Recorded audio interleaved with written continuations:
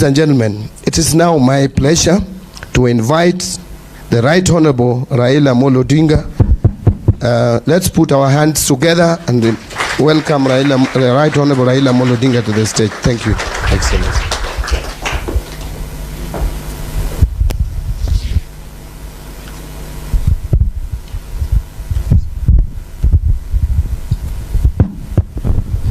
You may be seated.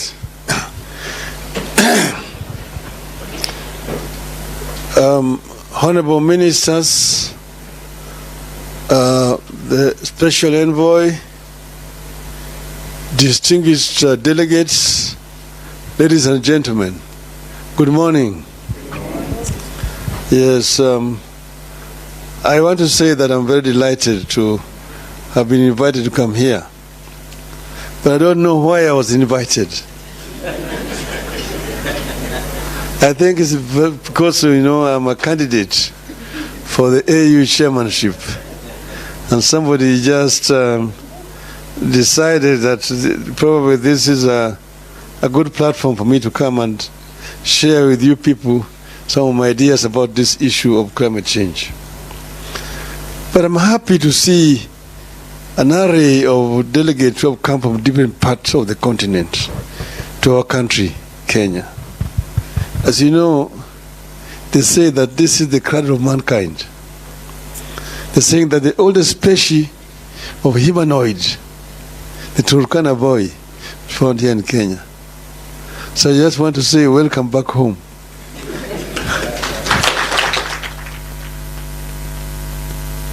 Well, we are talking about climate change, and we just like a stuck gramophone.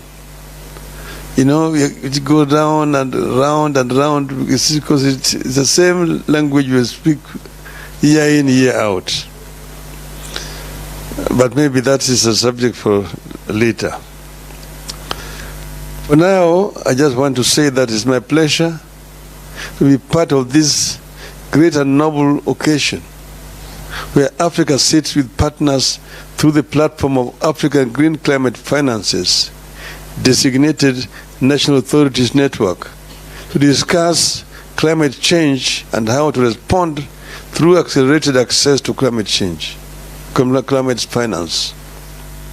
We are here to exchange ideas on a common problem, the view to develop a common approach and a common solution.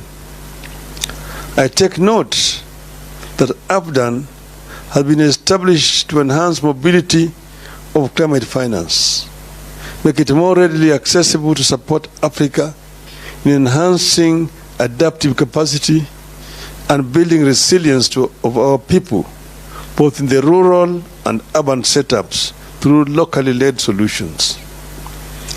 I'm aware that AFDAN is already recognized by the Committee of African Heads of States and the government on climate change.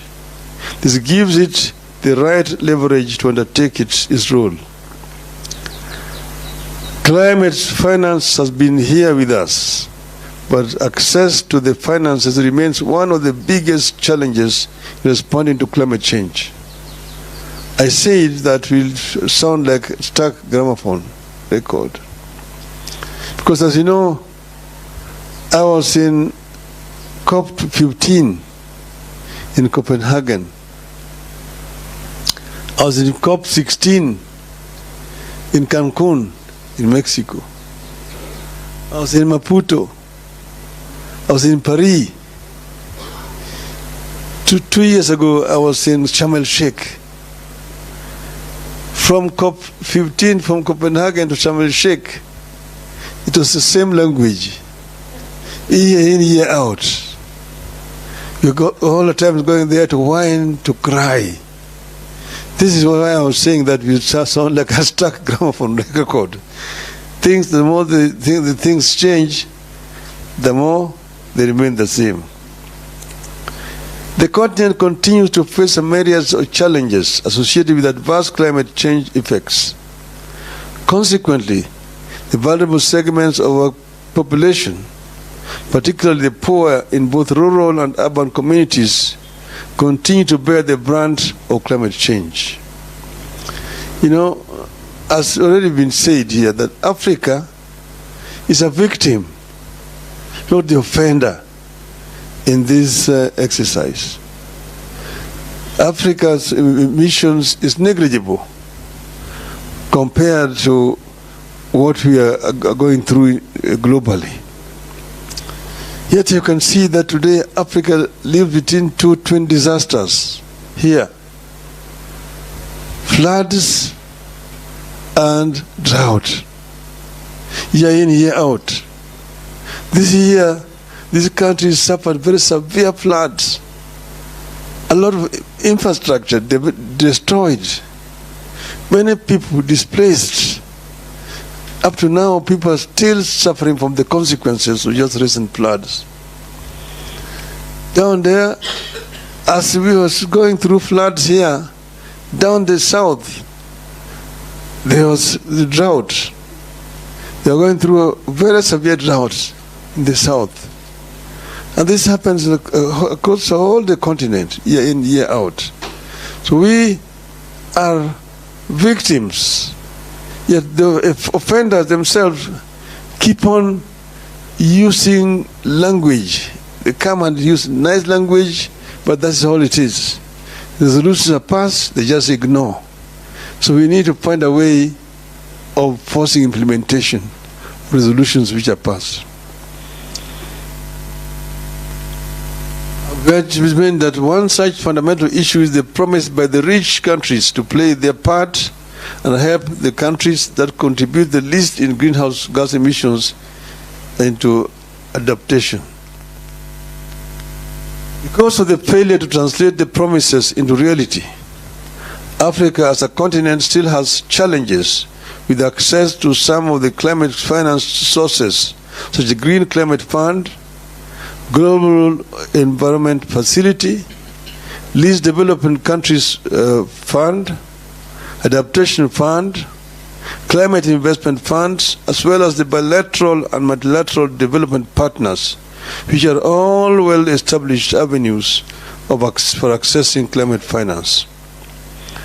Consequently, Africa can only access 4% of the climate finances, which is way below the impactful finance.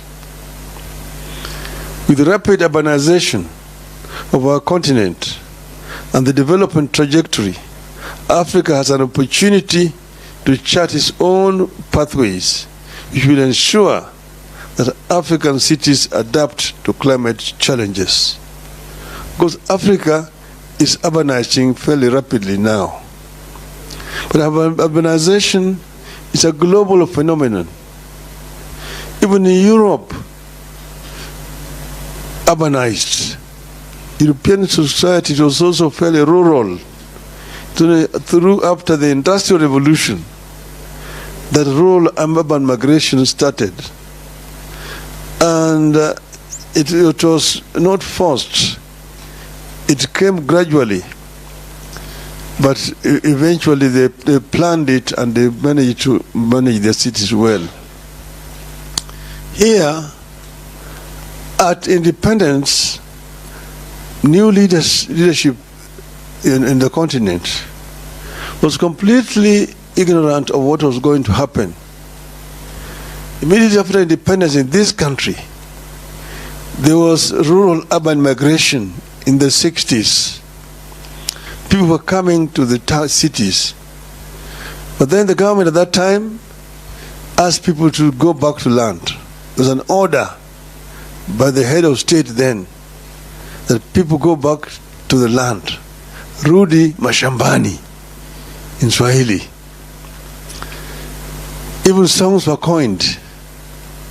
Mzee kasema rudi mashambani hakuna kazi. Mzee kasema rudi mashambani hakuna kazi. People went back to the mashamba. They had nothing useful to do. Started again gradually coming back into the cities. But because the government believed that the order was going to be obeyed, there was no planning to respond to this rural-urban migration. People coming up and started putting up temporary shelters to live in. These shelters eventually grew up, and they are now christened informal settlements. Read slums. That is how slums begin to grow in most of our urban areas. Today, as we sit here, over 60% of the population you see on the streets there in Nairobi, those who are not Kenyans, live in slums today. Those who are unplanned settlements, where there are no sanitation, there are no roads, there is no electricity, there's no water. In some of those habitations, the coasters say there's no toilets. There's what they call the flying toilet. The flying toilet is somebody goes, relieves himself in a newspaper, and then throws it away. If you are unfortunate to be passing by, that's what greets you. So these are some of the things that we need to deal with on the continent. This is how serious the situation is. As we host the 10th special session of the African Ministerial Conference on Environment, that's in Abidjan, the African Urban Forums Addis Ababa, and the World Urban Forum in Cairo, all happening in the last part of this year, we are encouraged to focus our energy and priority on building resilience through key programs, notably financing locally led climate actions and building climate resilience of the urban poor. This will have great potential for both the rural and urban communities. Currently, cities account for about 75% of the world's energy consumption and are responsible for over 70% of the global greenhouse emissions. The way cities are planned, built, and managed is key to reducing carbon emissions and keeping global warming within the limits of 1.5 degrees Celsius as set by the Paris Agreement of 2015 on climate change. Efforts of city authorities must translate into better and sustainable urban environments that result in improved air quality, sustainable use of ecosystems, cleaner energy, reduction of overall energy consumption and greenhouse gas emission, and improved waste management. So in conclusion, ladies and gentlemen, to address the devastating impacts of climate change, we can't continue with the business as usual approach. It is important that we change the game. I strongly believe that AFDAN is the game changer.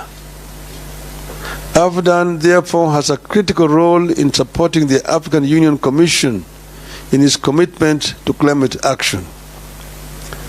AFDAN is expected to be fully committed to enhancing mobilization of climate finance and enhance its access to all the 55 African countries. This will help Africa to deal with this issue seriously, because this is an issue that Africa must confront head-on if Africa hopes to develop. Africa is the richest continent on the planet Earth in as far as raw materials are concerned. Yet it's a paradox that the richest is also the poorest in as far as the living conditions of these people are concerned. This is a paradox that we can actually reverse as a people. Yes, you can, the historical reasons to justify what is there today. But you cannot live in history forever. Other countries were also colonized, for example. But they have marched on. So it's time that Africa took its destiny in its own hands and worked as one unit. If we are going to negotiate for compensation, which is our right. Because Africa, for example, has got also one of the biggest carbon sinks in the world, the second largest after Amazon, the Congo forest. So Africa needs to be compensated. But if we go as Kenya, we go as DRC, Nigeria, Guinea, Senegal, Egypt, Algeria, South Africa, then we're not listening to you. They keep on taking you round and round and round. I've told you because I've been to these international conferences, these COP conferences. The resolutions are being passed. You can talk until your voice is hoarse. But after that, people pack up and go. Heads of state jump or come in on jets, land and quick there to go and make speeches. Making speeches back on the jet and go back. They wait for the next other conference next year. So people who are just doing those conferences, they move from one conference to another conference. Each year they take 2 months or 3 months camping in those conferences. But nothing concrete comes out of them. We must make sure that something concrete comes out of those conferences. The African Union can be the champion of this. African Union should be able to speak more effectively on behalf of the interests of Africa if the African government give it the power and the mandate to do so. And that's the reason why I've offered myself to run for the position of African Union chairmanship. I hope that I will be able to use that position effectively to represent Africa, to make sure that Africa claims this century. I finish by telling you the story I would tell of an African lion. African lion, there are several African lions. In the soccer, those of you who know soccer, the Cameroonians are called the indomitable lions. The ones of Senegal are called the lions of Teranga. The ones of Morocco are called the Atlas lions.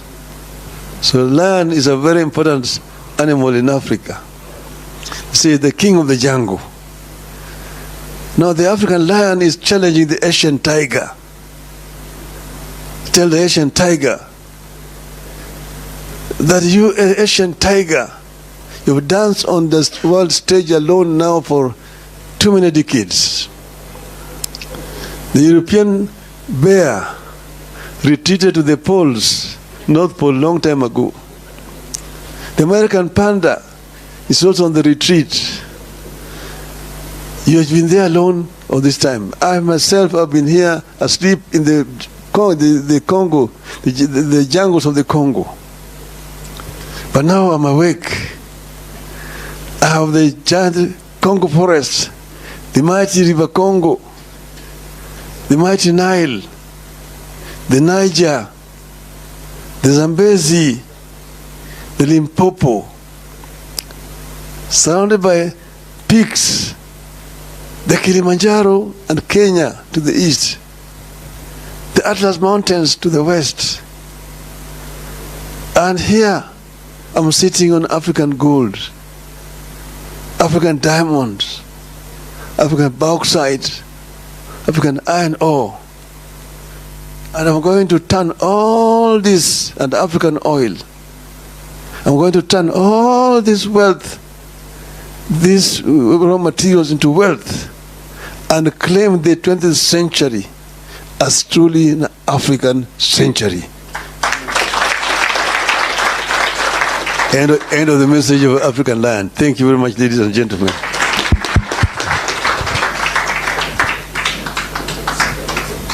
Thank you very much for that captivating speech. Let's give him a round of applause.